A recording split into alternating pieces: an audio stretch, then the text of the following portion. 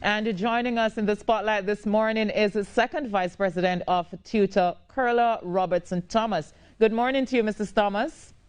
Good morning to you. Good morning to your viewers. And thank you so much for joining us this morning. So I think the question on everybody's minds is, parents are thinking, some are saying it's a violation whether or not, they'll allow their children to get vaccinated against COVID-19, 12 years and over, of course. Where does TUTTA stand on the issue in terms of vaccination of children?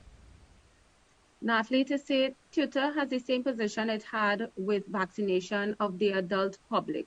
It remains a rights issue, and unless it is made policy, we encourage that education continues to happen on the event, and we ask that all self-thinking persons meet with, discuss with their medical practitioners, and make the best choice possible for them, and in this case, their children. But isn't that a cop-out position, though? We're talking about collective responsibility and we're talking about individual rights. Should our individual rights to say, yes or no, get vaccinated, trump our ability to move as a society and to say, okay, if we need the children to go back out to school, this is what we have to do or need to do?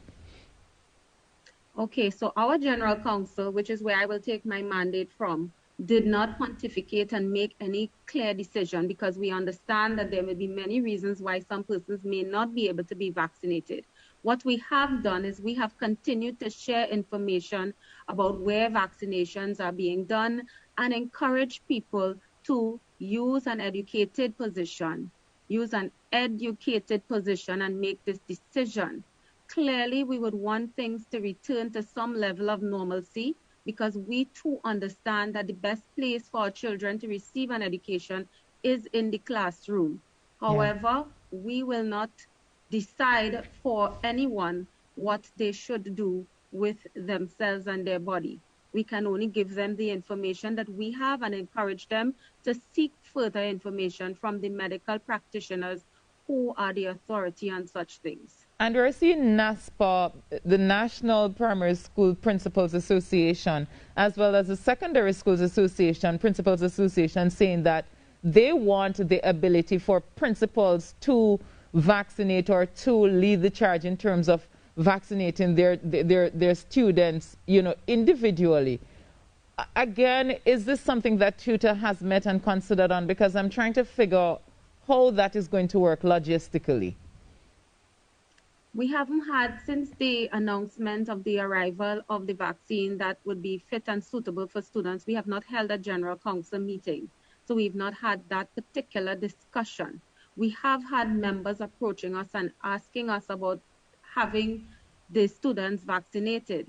But you can't have choice for yourself and as an adult and then mandate for somebody else's child. You can't have it both ways. And clearly, when we met on and discussed when vaccinations became available for adults, the position was to allow for people to make choice. So we can't speak on both sides of our mouth at the same time.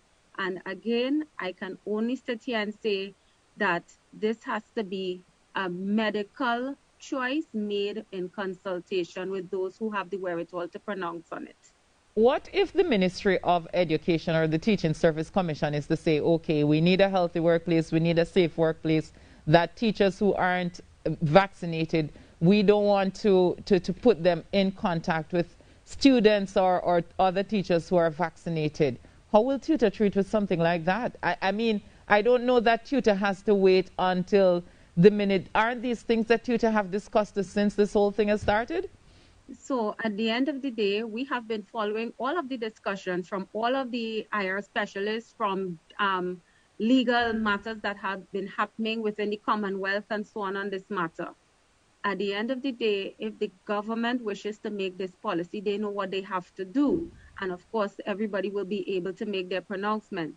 At this time, we tell our members, if you choose not to be vaccinated, then you have to be prepared to come out to work and do all the other things that have been prescribed to ensure that not only you keep safe, but you keep the rest of the population safe. Right. I did speak with labor law consultant last week, Dr. Broom, who said that according to Section 6 of the OSHA Act is that,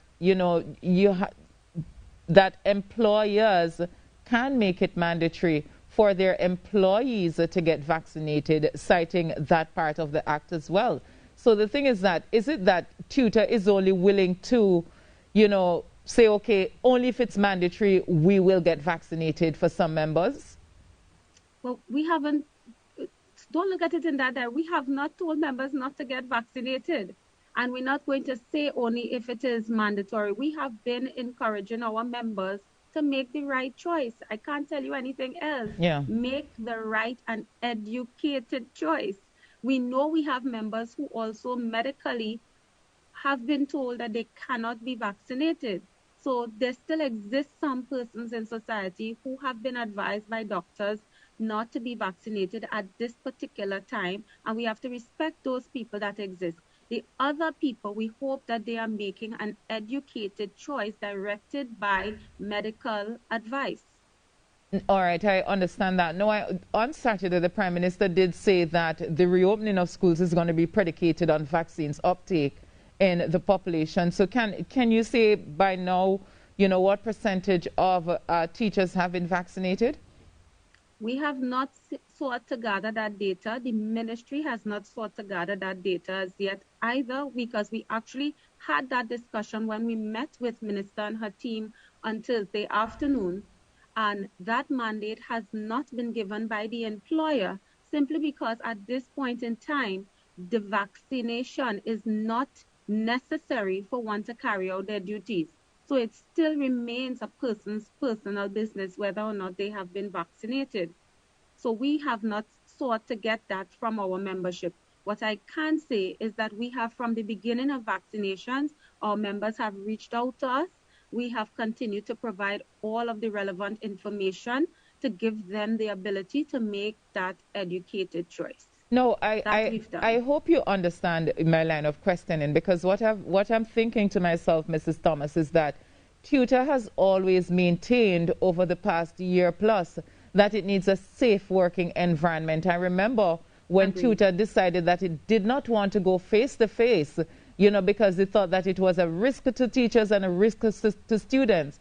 So I just thought that now that the opportunity is here to get that safety that it's so required in the earlies, that it would have been a position and something that TUTTA would have taken a position on then to say, okay, this is what we need to do because this is where we were and these were our arguments going forward.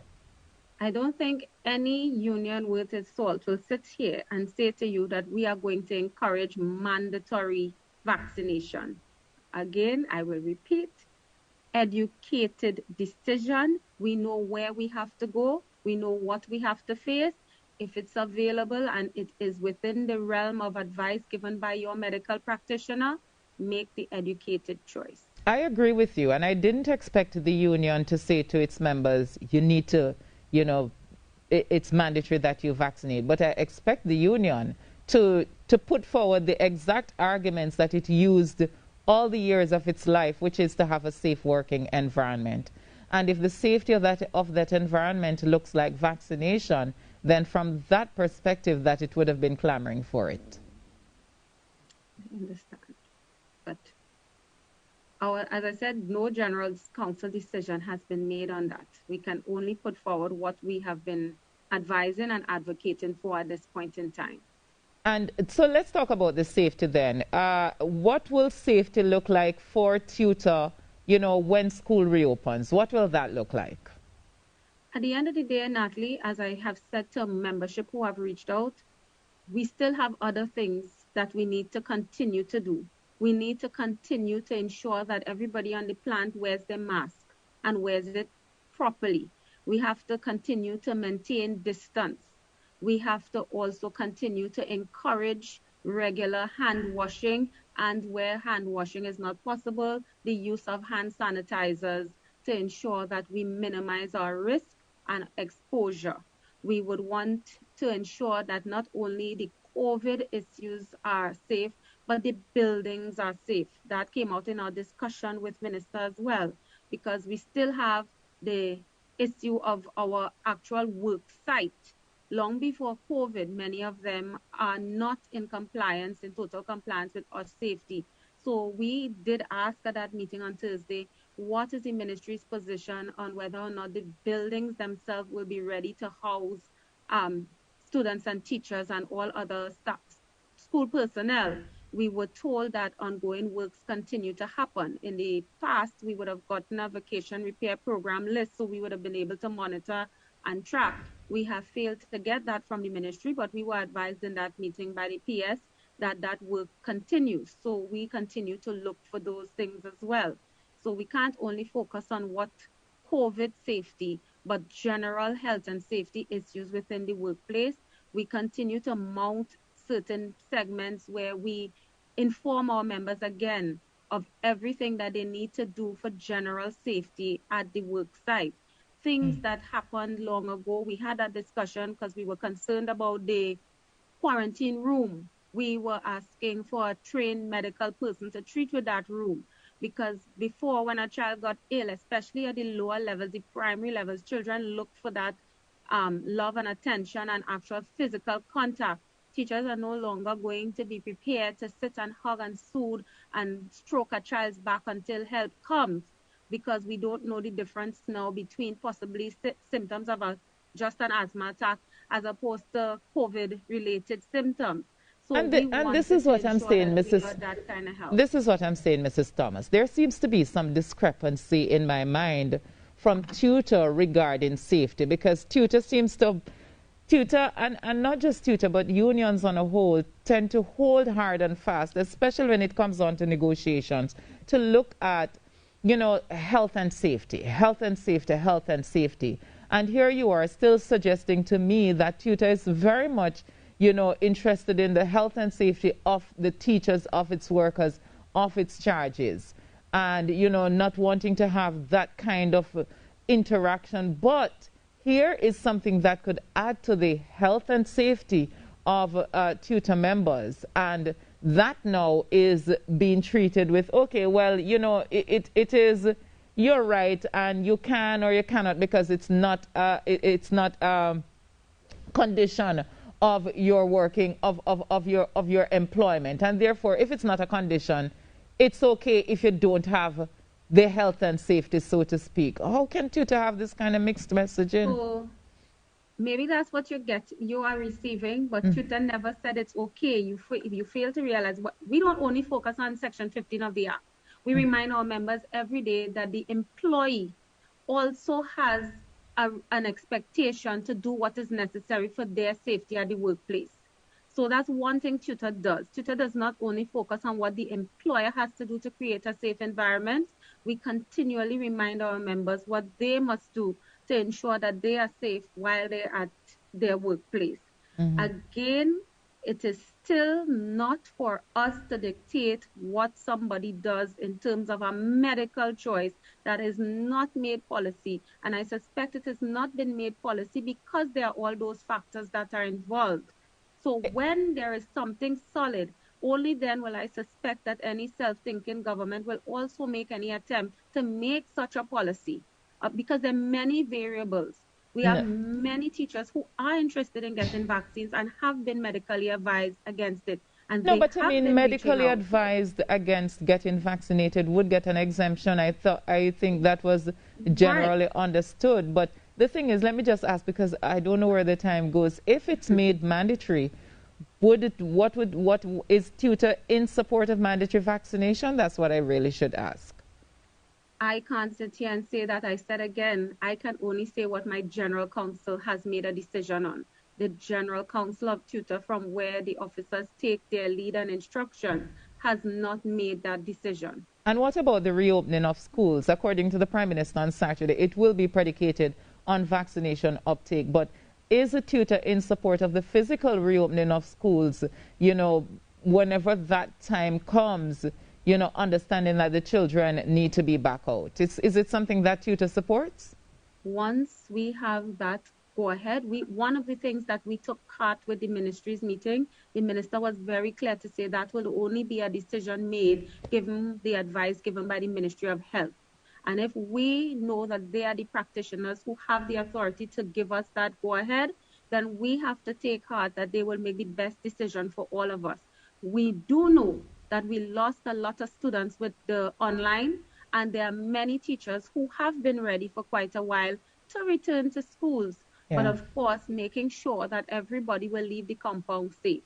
We Right. understand that the best way for instruction has been face-to-face and will continue to be so until we have really laid down a proper framework for online instruction and for having the availability of stable internet, Wi-Fi, and programs to meet that space. So yes, we have had members ready. In fact, when we put our position to the draft, we did make some suggestions as how we could start with the face-to-face in a phased basis in an attempt to try and reach our students in the best way possible.